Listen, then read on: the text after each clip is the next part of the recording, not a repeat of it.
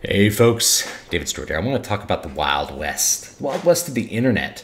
Really the Wild West of electronic culture in general, including gaming, and really especially gaming, but the internet. The internet was a different place about 20 years ago. Now, what set this thought in motion was it's the 20th anniversary of the release of Morrowind, maybe as you're watching this, depending on when I'm able to upload this video. And so I was going to do a stream since I'd finished a game. I finished Final Fantasy VI. It's like, let's do some Morrowind. Let's take a trip back in time. 20th anniversary, 20 years of the Elder Scrolls 3, and what a great game. Well, we got to take a trip back in time, not just to the game from 2002, but internet reliability from 2002. And it got me thinking about how everything was different 20 years ago, and how culture was different, how gaming culture was different, how game design was different, how the internet itself was just radically different. It was like the Wild West. There was chaos. There was not a lot of law, not a whole lot of law and order. Everybody was a pioneer. There was no set way to do things. Everything was kind of open to you, and the possibilities were endless, but the surety of the outcome was also completely uncertain with anything that you were doing. Back 20 years ago, not everyone used Google. Now it's like Google's this ubiquitous, all-encompassing thing. If you do a search on most devices, it's just going to default to a Google search. If you use a competitor, it might still be using Google. It might actually be using like a proxy to do Google searches. So Google becomes this all-encompassing thing. And even if you used Google back then, Google gave you actual search results. And now Google censors its search results, controls its search results, or selects for AI-written SEO enhanced garbage that doesn't give you any information. So the internet was just a wild and different place back then. There was no Facebook. MySpace wasn't even really a thing 20 years ago. There was no social media. So your social media was things like, forums, private forums, or guild forums. I say the original social media was like guild forums. So your guild in EverQuest or whatever game you were playing, Dark Age of Camelot, might have a website and you'd have a BBEdit like forum, and you'd log on and you talk to people, and that was your social media. And that was so exciting back then, because not because you were keeping up with your friends like on Facebook, but because you were meeting and talking to people from all over the world. That was really what was amazing about World of Warcraft at the time of release, was like you got to meet and play with so many different people. And for a lot of people, that was their first big MMO they played. That was the first exposure they had to this wider, Wild West, chaotic thing called the internet, and meeting and talking to people from all over the world. So it was like the Wild West. The internet was full of just random pages. People would make GeoCities pages to talk about punk bands, and then abandon the GeoCities page, but it would show up in your Alta Vista search or whatever, and you'd find some page that somebody wrote a bunch of articles on the Misfits or something like that. That's what the internet was. It was full of just crazy weirdness. And weird people were the people who spent a lot of time on the internet. Now, normies used the internet 20 years ago, but it wasn't until social media that really the internet became a thing that revolved around normal people who were looking to engage in normal social activities, find normal information, do normal activities with each other, rather than MMO freaks, like people who play. If you weren't playing EverQuest back then, which I'm assuming most of you weren't playing EverQuest, or I don't know, Star Wars Galaxies, or any of these older, say, pre-WoW MMOs, those kinds of games were on a different level. They weren't normal. Like your normal person who played, your normal college kid played Grand Theft Auto 3, and I have a lot of nostalgia for that, and that's part of the Wild West. But it was a different level to play EverQuest. It was a much weirder thing. It was something that was much more under the surface. And the whole internet was like that. It was an amalgam of things that were just a little bit outside the norm to just completely freaky. And now the really freaky parts of the internet are all very buried and deplatformed or destroyed, because we've kind of moved from a chaotic network of pioneers into these super highways of this is the fastest way to get there, right? Like you're probably watching this on YouTube. You might be watching this on Odyssey, like one of the byways, or like BitChute. Chances are you're watching this on YouTube, and YouTube's like the super highway of you want to do video content. 20 years ago, watching videos on the internet was like you got them off of these websites. Websites hosted their own videos, and they were really crappy, and you had to download them in order to watch them because the internet was so bad. It was so slow. You couldn't really stream videos or anything like that. And I remember even the first few years World of Warcraft was out, PvP videos became this big thing. Like the famous World of Roadcraft video. In order to get that video, you had to download it. You couldn't just watch it on YouTube. YouTube wasn't a thing, right? None of this stuff that you take for granted as this forged path of the way you do it. Like you go on Facebook, you go on Twitter, you go on YouTube, you hit Google, like you get your Google searches, you publish your book on Amazon. All that stuff was not really set in stone at all. It was all brand new. It was the Wild West. And Amazon in particular, as people were self-publishing on Amazon, it was the Wild West. Anything goes. You could publish anything on Amazon. You could put up your crazy gay furry erotica thing, and you could still do a lot of that on Amazon, but people get banned from Amazon. People get banned from Twitter. People get banned from YouTube. Like the amount of stuff that's not allowed on the internet now is substantial compared to how it used to be. Back in the day, you know, you could be playing an MMO and you could be chilling in a private chat that was full of racial slurs, and people would cuss and say whatever they wanted to, and there was no consequence. They weren't going to get suspended from the game. They weren't going to get called out by anyone. No one cared that they were hanging out with a channel with racial slurs in the name of the channel, and it was full of like people who would normally be offended. No one took this stuff seriously. People did not take the internet seriously. It was all like a big joke. As far as like language and that sort of stuff goes, but people took other things really seriously, like, you know, killing someone in a game, things like that. So it was this Wild West. It was completely different world. So if you didn't grow up with it and experience it, it's really hard for me to communicate just how wild and weird things were 20 years ago, and just what it was like to not have these information superhighways. These, you know, we called the internet the information superhighway, but really it wasn't until we started really condensing things and corporatizing things and having the set path for how you got information and how you interacted with people that the Wild West of the internet died. And in a lot of ways, the promise of the internet kind of died with that. And you got other promises. You know, I've been able to develop an audience on social media, and I'm very, very thankful for that, because it's allowed people to congregate, find their interests. So there's a lot of benefits to social media, but you're never going to get that crazy feeling of like anything's possible and you could go down any rabbit hole on the internet and find lots of random funny things kind of lurking out there, and you personally share them with your friends. All that kind of stuff is kind of, it's gone, right? This is why it was like remaking classic WoW. You can remake the game, and it's great, and the mechanics are great, and it facilitates player interaction, but you can't get quite that same flavor because you're not going to have a bunch of noobs who are leveling slowly and have no idea what they're doing, jumping into a game just to meet and talk to other people, goofing off in the end, taking 18 days to get to level 60. It became like a power leveling experience because it's people who already solved the game and already know the game. You can't quite get the feeling of why the launch of World of Warcraft was such a big deal, or why EverQuest was a big deal, why any of these old games were such a big deal and people have such a strong nostalgia for them. But maybe I'm able to give you a little flavor of what that was like. You know, everybody has to put up shields in social situations. Like you meet somebody, you immediately gauge like what kinds of things are going to be acceptable for me to say to this person, around this person, what kind of jokes can I say. And the internet was like, you didn't have that.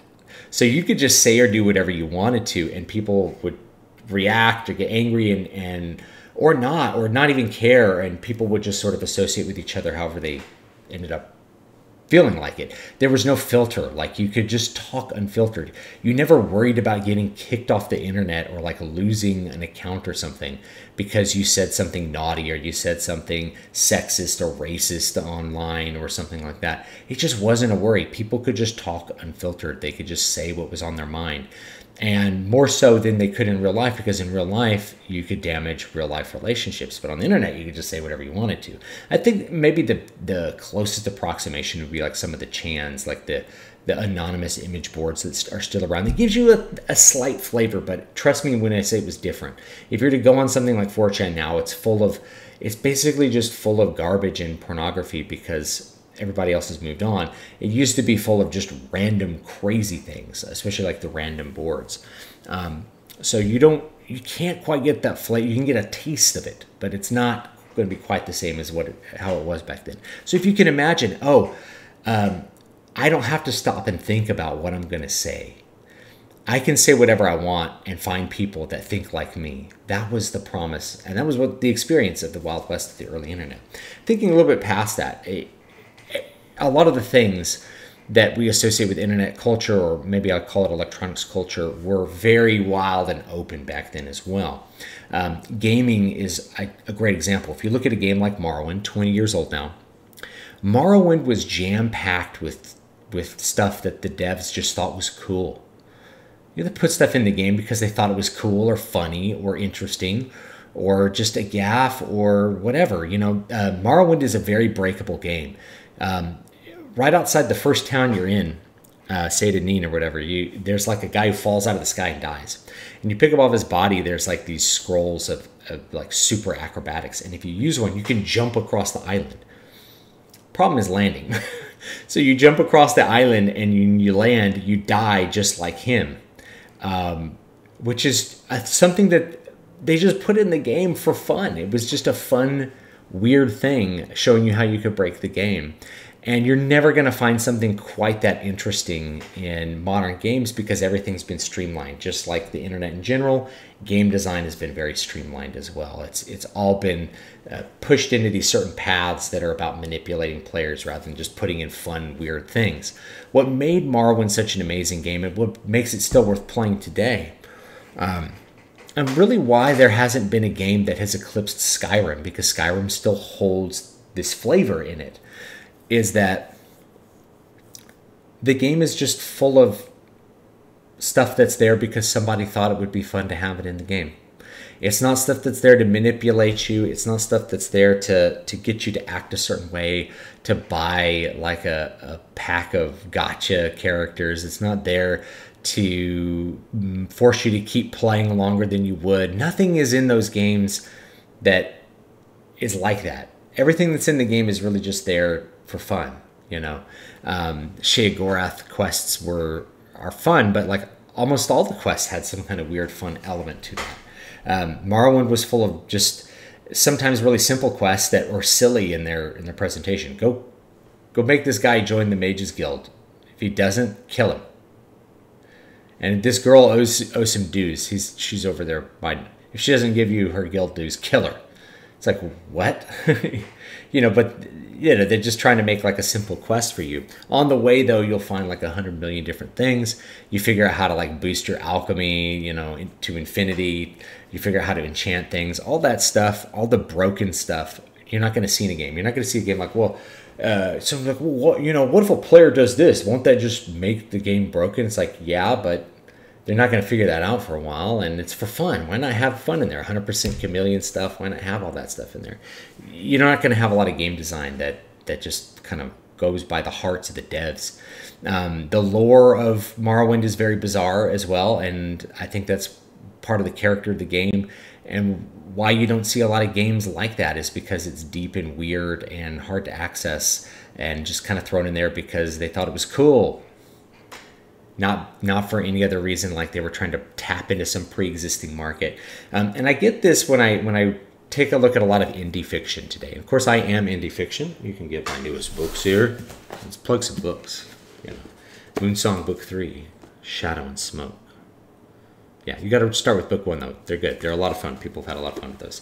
This is like fantasy. I'd say I'm going to try to plug into like what you already know. It's like fantasy, but there's guns. There's a lot more weird stuff in this that I throw in because I think it's cool and weird.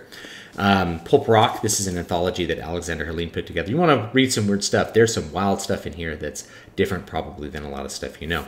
But a lot of indie fiction, it's so by the numbers. I pick it up, it's very predictable. It's very clear that like I'm putting in these tropes to target these parts of the audience, these segments of an audience that I believe exists. And that's what this book is all about. And there's 20 parts to it. And so if people just pick up and keep reading it, it's like a 20-part. So it's like, give me something creative and weird. That's what I miss. That's what I miss from 20 years ago, is things that were just creative and strange. And since I didn't have the internet today, got to go back in trip of time, like my kids wanted to watch a movie with their mom, because it's Saturday. So had to go get a disc out and put a disc in the old player and play it, not stream something off the internet because the internet's not working. So people collected movies so that they could watch something whenever they wanted to, and they collected the movies they liked to watch. I ended up playing Morrowind today, even though it wasn't streaming. I'm like, I don't really, can't really do what I planned on doing today, so I'll just play a game and just take a day off and relax. And we've had a very stressful time, trying to sell our house. I'll play some Morrowind because I love it, So I played the game, and I can't go look up any solutions, right? I can't go, I wonder where is this? Maybe I can look it up. It's like, can't look it up because there's no internet. I'm just going to have to figure it out and explore. And boy, does that make the game more fun. It's at the heart of the game. When you went back and played Morrowind, you didn't have, an Elder Scrolls wiki page or something to look up to help you figure out how to do a quest. You had to figure that stuff out. I got to go figure out where the foreign quarter is in Vivec and go talk to this guy. I got to explore all around, walk through all the shops to find this guy and find this one guy to do this quest. And the quest reward, what's the quest reward? Oh, it sucks. It's not even good.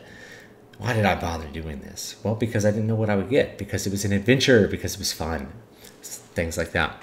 Remembering, oh, wait, I think I can get a key. This key, I think this opens up these vaults. Oh, I can steal a bunch of stuff out of the vaults. I forgot about this, right? The games were full of things that you could just share to other people back then, because you didn't have like the internet to tell you how to play a game like Morrowind. So if someone else was playing, you'd be like, oh, dude, if you go over here, you could find this thing. Oh, did you look under this pillow? There's a sword under the pillow. You can just pick it up. It's really good. So the game was full of these things that if you put them in now, they'd instantly be all over the internet. Oh, there's an enchanted ebony sword on top of this cabinet. You can just take it and have the best sword in the game at level 1. People will be like, well, this game is broken and stupid. But Morrowind gets away with it because most people are never going to find that because they don't have the internet to tell them where stuff is. And really, that's one of the great things that I love about Morrowind, is that I'm finding things. I find things in it 20 years after the fact that I'm like, oh, I didn't remember this being here. This is a fun thing to find. You find all these weird things as you're playing if you're divorced from that infinite information of the internet. And so in 2002, that's the way gaming was. We didn't have the internet to help us. We maybe had like bad strategy guides you could buy, like the Prima official strategy guide or whatever it was. But you didn't have the internet usually to tell you how to play a game. All of that came later. And I remember even early World of Warcraft, the best thing you had like 2 years after release was Thoughtbot. That might be a bunch of people being like, I think I found the NPC at these coordinates. Maybe you could try going over there. The reality was you had to read the quest text. In Morrowind, you had to read the quest text very thoroughly. Think about it. It's giving you, I got to go here and I got to go south. And you walk through the game and you look at the directions. Oh, Vivec is that way. Or I'm going to go that way. Balmora is this way. We're going to go this way, right? You have to find places kind of by exploring and by being really integrated with the game, and you don't have that design anymore. And if you think about what a normal person's relationship with the internet, or even like somebody who was really into the internet, what their relationship with the internet was 20 years ago was not what it is today, where it's in your pocket, you pull out your phone, you check Twitter or Facebook or something all the time, and you have notifications popping up, emails shooting into your phone, demanding your attention all the time. You didn't have any of that. Your internet was on your computer. That's where the internet was. You turned on your computer to use things in software and maybe access the internet on your computer, which is why MMOs were part of internet culture. But otherwise, you weren't interacting with it.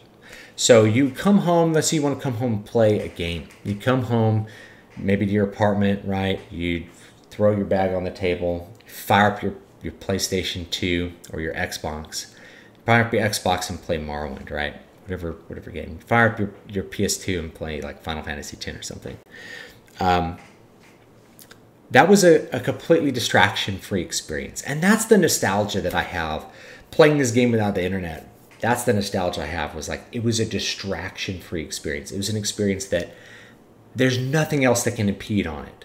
You close that door, you shut those shades. If no one's calling you, someone might drop by and want to drink a beer. That was always a fun. You're like, donk, donk, who is it? Oh, what's up? I just wondered if you were at home. Maybe we could go get a beer or something. People used to do that. Just drop by your house. Hey, wanna go get a beer? All right, let's go. Let's go. Want to go get some McDonald's? Let's go. You just go do that, and you never really thought much about it. But yeah, you turn on your console, and consoles were connected to the internet. There was nothing to update. You put the game in, and it played. And you had a completely distraction-free experience enjoying a game. And when you're done with it, you turned it off, and you went and did something else. And maybe you went on the internet and accessed your email, or did something that you had to do as part of school. You maybe look something up on Yahoo, right, to figure out what you needed to click on. Maybe Google, as things went on. Maybe Google, but that was it. That was the Wild West. You couldn't do a lot of game design that you do now. You just couldn't get away with it. Someone would object to it. It'd be sexist. You can see this in World of Warcraft, where they replace all of the sexist imagery with like pictures of fruit, because back in 2004 they threw things in the game just because they were cool. The game was packed full of stuff that's just like, let's have a town of werewolves that turn into humans during the day, and if you're there at night, they'll turn into werewolves and eat you. You did all kinds of stuff like that, just wild, weird stuff. You just threw it in the game, didn't care. Now it's all very part of this pre-existing path. You got to get into the streamlined path. Otherwise, the higher-ups will wag their little finger at you. Wait a minute, you're not printing money like at the height of this game. You're fired. Your whole studio's closed. You can't, I don't know. Unless it's an indie game, you're not getting that creativity anymore. And that spirit's still alive in the indie game community. And that's why indie games like really exploded at the end of the 2000s, is because of this. It was the Wild West, Anybody could make a game, try to get it out. That spirit's still there. It's just not quite as potent, I guess, as it was like 20 years ago. You didn't have a lot of mainstream publishers just doing crazy stuff. So it's like, why can't we get another game like Morrowind? You're not going to get another game like Morrowind because the spirit of what made it has been flattened. It's been squished and put into that little streamlined path. It's unlikely you're going to have a big corporation have the courage to make a weird game like that. So anyway, that's my thoughts. Thanks for listening to this little bit of rambling. Tell me what you thought about it. If you remember what things were like 20 years ago, like what the internet was like, and what just culture was like, what life was like, it was a different thing. So, my generation tends to be afflicted by nostalgia, but one of the things that I think it's worth recapturing and doing again is that distraction-free experience, that separation from the weird internet, where you're really like a separate thing from the internet and you're not plugged into it all the time.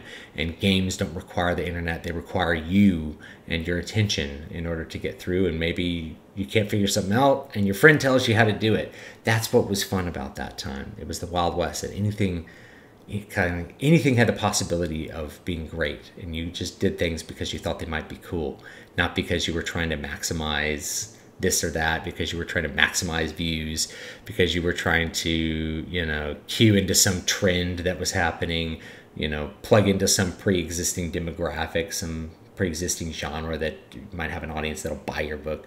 All that stuff that didn't exist yet. It was just, go crazy.